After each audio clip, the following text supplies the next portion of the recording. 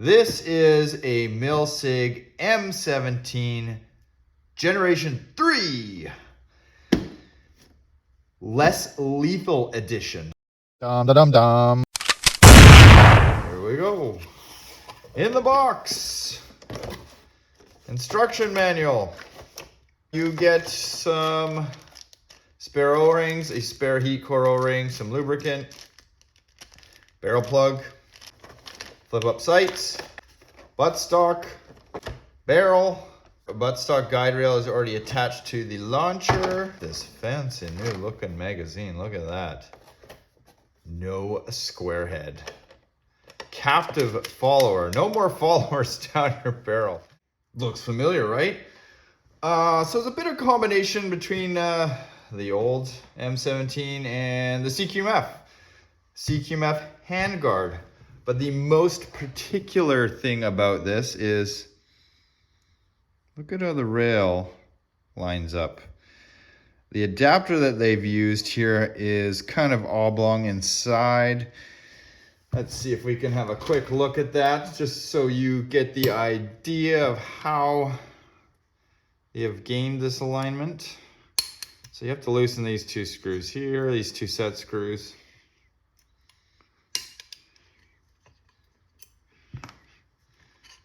And it's not even tightened down very well, but see this shape here? That allows them, and the shape here, allows them to shift that handguard up so that it is actually in alignment, or damn near close. I'm much happier with that. Adapter sits a little proud there, but hey, beggars can't be choosers.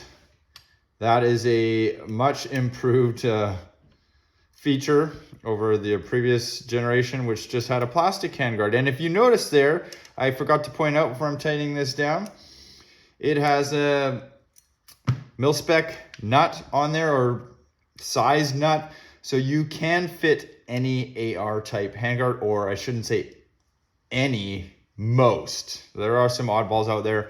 It does have a couple of locating pins there, sorry, it's just got one actually on this side.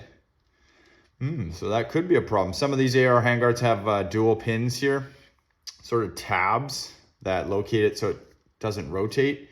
In this case, Milsig has only put the cutout on one side, so that could be a small problem, but nothing a file can't take care of.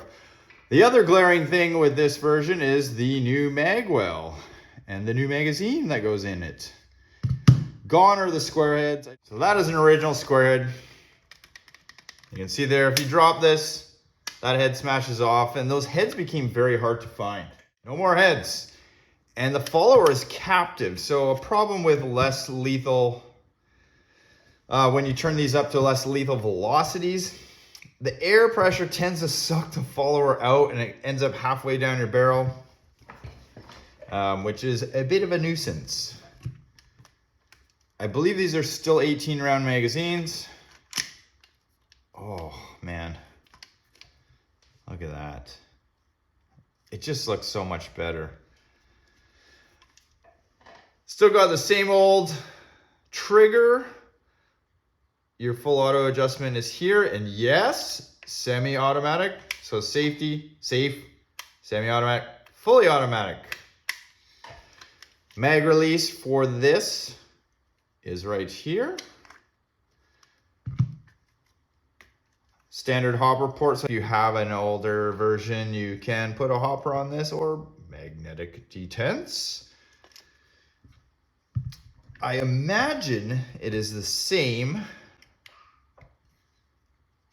detent. So you remember those, they're kind of rubbery, the factory detents. Let's have a look here. I know what you guys are waiting for. I know what you're waiting for. Yep, same kind of El Cheapo detents. Now these detents, they work okay, I guess. They are better suited for shape projectiles because they are a little bit softer, so tend to eat up that odd feeding issue. But, well, this is a whole new magazine design system, so I'm not going to change it, even though I have my trusty Wixon detent right here to go in. This is just going to be a fair shootout right out of the box. We are going to see how this performs, because you know I'm cursed with shape projectiles.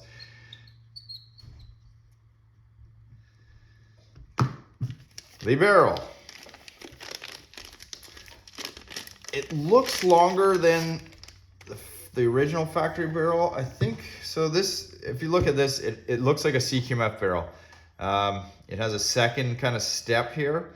So again, this M17 from Milsig is only going to accept, just based on this reduced shank here, TIPX specific barrels, if you're going to choose an aftermarket barrel. I do believe the original barrels were like, is either 8.5 or 7.5, and I'm looking at this and it says 8.25, so it's probably, the original barrels are probably 8.25. It's been a while since I shot a factory barrel. Got a little O-ring on there, kind of an anti-vibration device, so we're just gonna put that in. Kind of gotta push it in a little bit and turn it, get her going.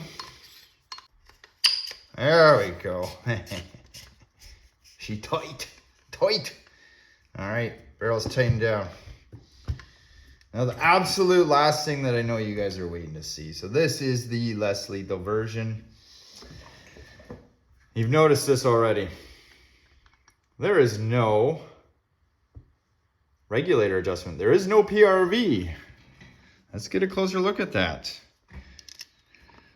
Right? Interesting. I don't even know what I'm looking at here. So it's got 2 orifices there, 2 ports. Interesting. Interesting indeed. We'll see how it performs, but there you go. There's one last thing that I'm sort of aware of, and that was the bolt spring was different in this compared to the paintball version. So let's just pull the heat core here quick. It pulls just like your standard, that one's too big. Your standard old M17's got these little cotter pins here. You just pluck them out. Oh, pull this other one.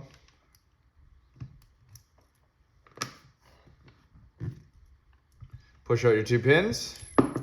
But don't lose those washers. Might have to push down on it a little. I got lots of those washers, so I'm not too worried. Pull it out. Looks just like your standard heat core. Same tip, same tube. The only thing that's different is this actual body here. Now, again, until I open this up fully, I won't know what's really going on there. And I don't know what I want to do with this yet. I might keep this one full auto.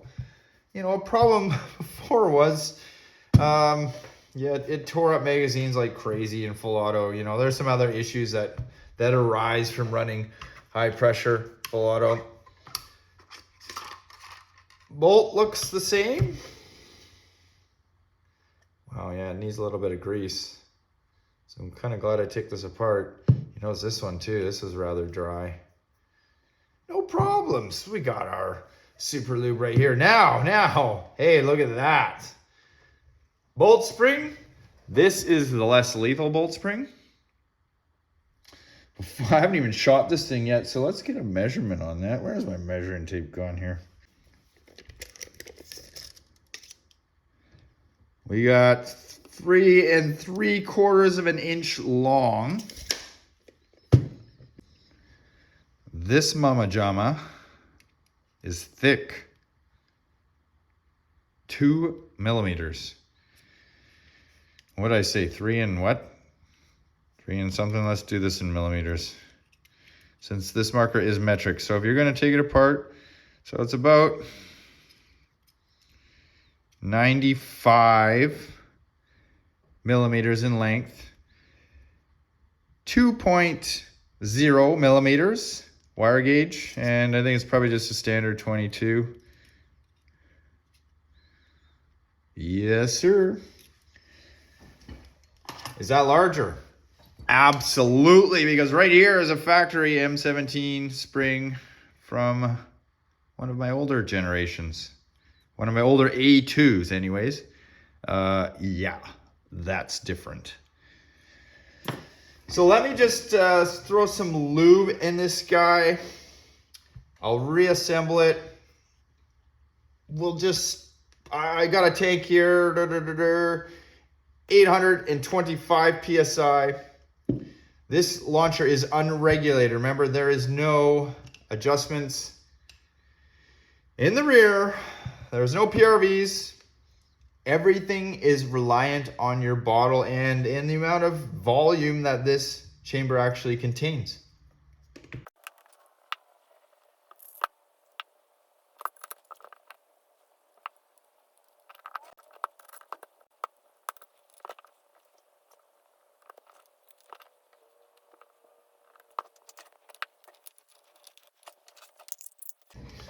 All right, there we go. Pop-up sights are on. They're kind of janky. You can already see they're whatever. I just put them on because they're included. I'll probably switch those out. But that is it assembled. So let's see, does it air up? 825 PSI. It's been a while since I slid checked this regulator here. Oops, make sure it's on safety. There we go. Aired up.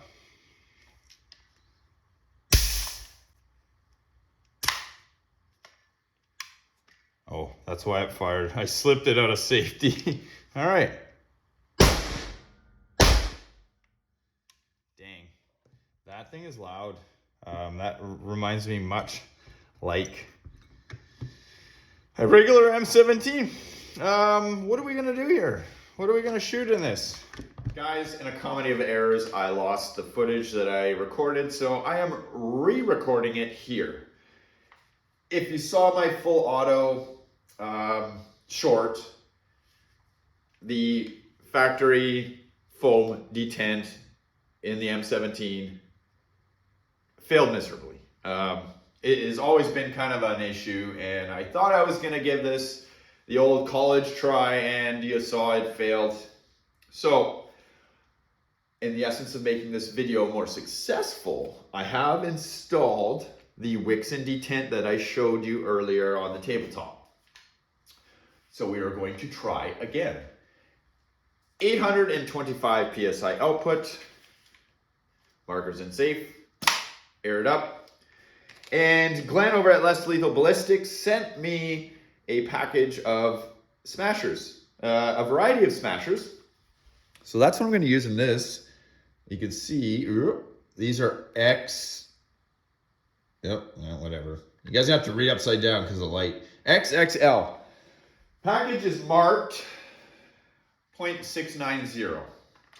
My ball gauge says differently, but we'll get into that when I actually get a chance to try those projectiles or put them on the table and go through all the measurements.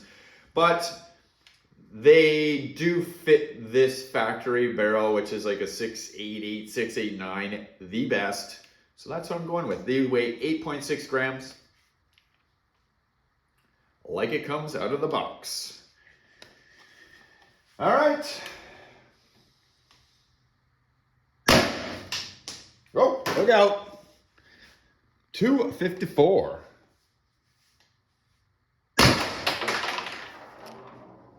250?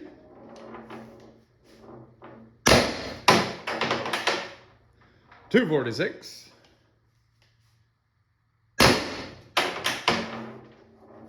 250. I would say that's going to be our average. 820 PSI. Remember, it is regulated by the bottle, so there is no adjustment here. This is a designated less lethal launcher. So it is what it is unless I start modifying. And we may get into that. You got to see what was inside this heat core. Now, maybe that piece, that little bottle pin and the doodads in there unscrew. I don't know what's inside this yet. You only saw what I saw. That's how much time I have right now. Let's try full auto. 825 PSI. Then we're at least going to try 1100 PSI. And maybe some shape projectiles. Full auto.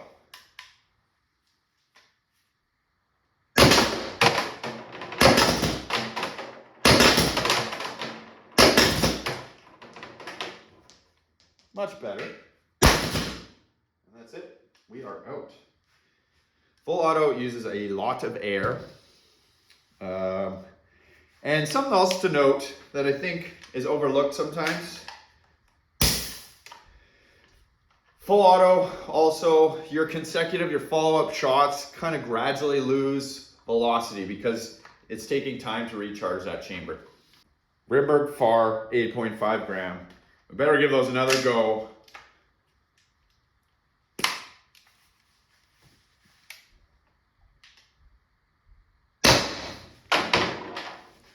.236.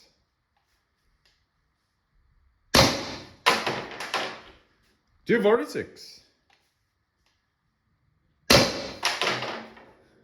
244. I'm shooting shape projectiles.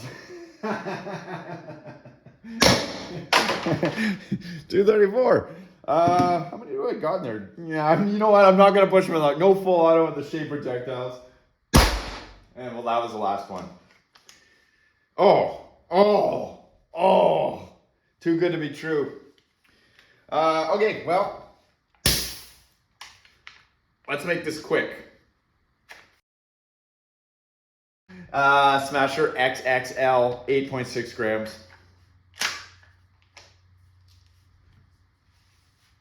We're at 250 with these.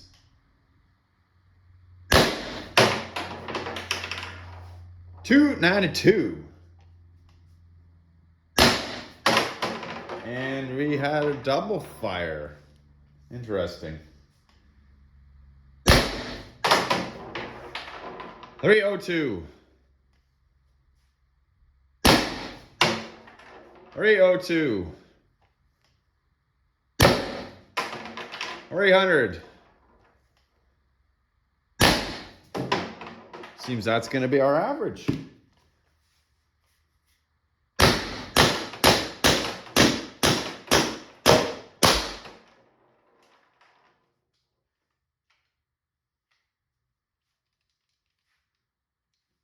And no drop balls. Okay, well, what do we say? I totally love the new design, having your top rail in line, new magazine.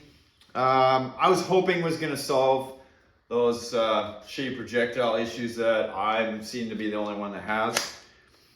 It inserts very nicely. It does have a little bit of rock there, you can see, and that may be what's actually maybe causing the feed issue. But I love this new magazine. No heads.